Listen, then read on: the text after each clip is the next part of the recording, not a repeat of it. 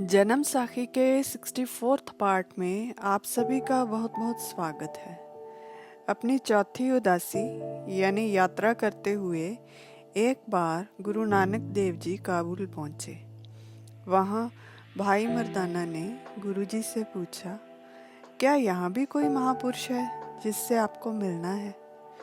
उत्तर में गुरुजी बोले, हाँ है, उसे हम ज़रूर मिलेंगे, लेकिन अभी वे ज्ञानी नहीं हुआ। ऐसे बातें करते वे तीनों शहर में पहुंच गए। वहां एक दुकान खुली थी, पर बैठा कोई नहीं था। वे तीनों उसी दुकान पर जाकर बैठ गए। कुछ देर बाद एक पठान आया और उसने पूछा, गुंचे, तुम कौन हो? गुरुजी बोले, हम बंदे खुदा के हैं। पठान, गुंचे, बंदे तो सभी खुदा के हैं, पर आप जो यहाँ बैठे हो, आप कौन हो और किससे काम है? गुरुजी, हम फकीर हैं और यहाँ हमारा एक पहचान वाला रहता है, उसका नाम माणा है। पठान ने पूछा, उसके बाप का क्या नाम है? उत्तर में गुरुजी बोले, उसके बाप का नाम खानचंद है। पठान ने कहा, चलो मैं तुम्हें वहाँ ले चलता हूँ। गुरुजी बोले, अरे पठान, हम नहीं जाएंगे, वह अपने आप आ जाएगा। इस पर वह पठान मानचंद खत्री के पास चला गया और बताया कि तुम्हारी पहचान के फकीर दुकान पर आए हैं और कहते हैं कि माणा अपने आप हमें आकर मिलेगा। चलो मैं तुम्हें उनके पास ले चलता हूँ। माणा ने कहा, ऐसा तो कोई भी मेरी पहचान वाला नहीं है, हम नहीं जाएंगे। पठान बोला, माणा तो तुम्हारा ही नाम है और तुम्हारे पिता का नाम खानचंद, वह तेरा ही नाम लेते हैं, नहीं तो हम ही उन्हें भोजन करवा देते। यह सुन मानचंद ने विचार किया, मैं चलकर देखूं तो सही। तो वह कुछ फल लेकर पठान के साथ चल दिया। वहां पहुंचकर फल गुरुजी के आगे रख दिए और नमस्कार की। गुरुजी ने कहा, आओ मानचंद, सत करतार। मानचंद बोले, वैसे तो पहुंचे हुए फकीरों के सभी पहचान वाले ही होते हैं, पर मेहरबानी करके बताओ, आप मुझे कब से पहचानते हो? गुरुजी मुस्कुराकर बोले, तुम्हें अपने आप खबर हो जाएगी। फिर मानचंद ने उनका नाम पता ठिकाना पूछा। गुरुजी ने उत्तर दिया, मेरा नाम नानक निरंकारी है और देश वतन तुम अपने आप समझ लोगे, तुम्हें खबर है।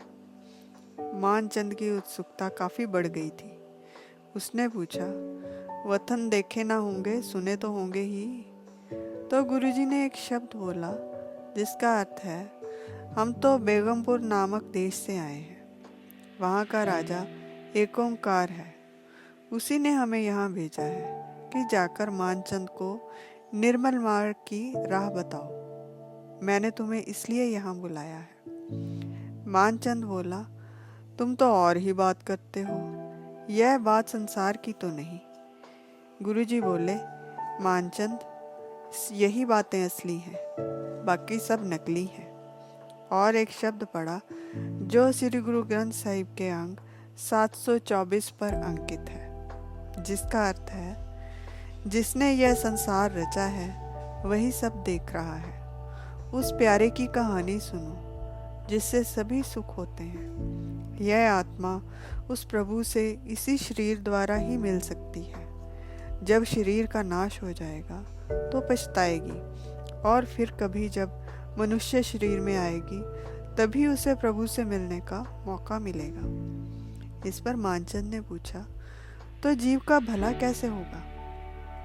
उत्तर में गुरुजी बोले, जो उस प्रभु से मिल चुके हैं उनके चरण छूकर प्रभु से मिलने का रास्ता पूछा जाता है। फिर मानचंद ने पूछा, उस प्रभु से मिलना कैसा होता है?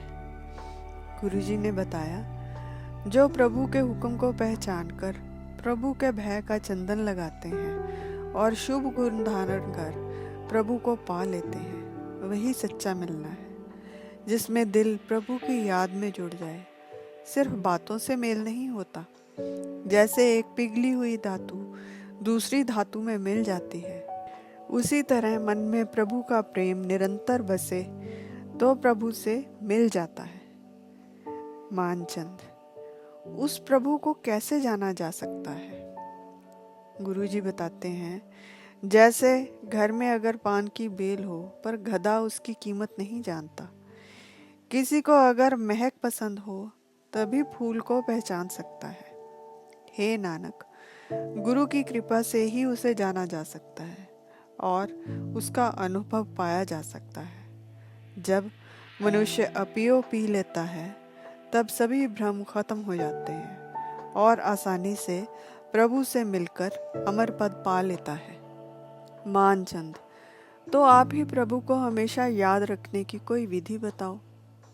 गुरुजी, मानचंद, किसी दुनियावी दुख जैसे भूख, गरीबी आदि उसका विचार मन में मत लाओ। बस यही विचार लाओ कि इस क्षण मुझे करतार भूल गया है, तो उसकी याद हमेशा बनी रहेगी। फिर गुरुजी ने उसे अपने हाथ का डंडा दिया और कहा, इस डंडे को सावधानी से पकड़कर अपने सिर पर रखना।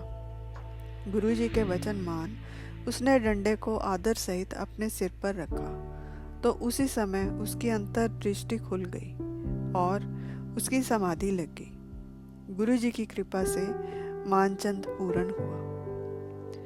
फिर गुरुजी ने उपदेश दिया, हर साधु संत की सेवा करना, बांटकर खाना, गरीब की पालना करना और मन को हर समय प्रभु की याद में लगाए रखना।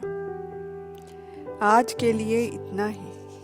फिर मिलेंगे एक नई वीडियो के साथ। तब तक के लिए विदा। वीडियो को लाइक, सब्सक्राइब, शेयर और कमेंट करना ना भूलें। अनजाने में हुई किसी भी भूल के लिए हृदय से क्षमा। और मेरी इस वीडियो को अपना अमूल्य समय देने के लिए आप सभी का बहुत बहुत धन्यवाद।